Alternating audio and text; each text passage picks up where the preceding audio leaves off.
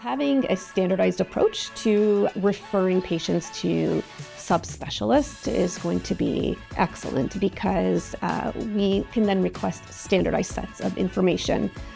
So that'll allow us to specify what kind of information we want, what information we don't really need. So it'll help tailor and hopefully expedite the whole referral process from family doctor or other generalist to a specialist. So using the health map, they'll be able to find their closest cardiologist or pediatric subspecialists.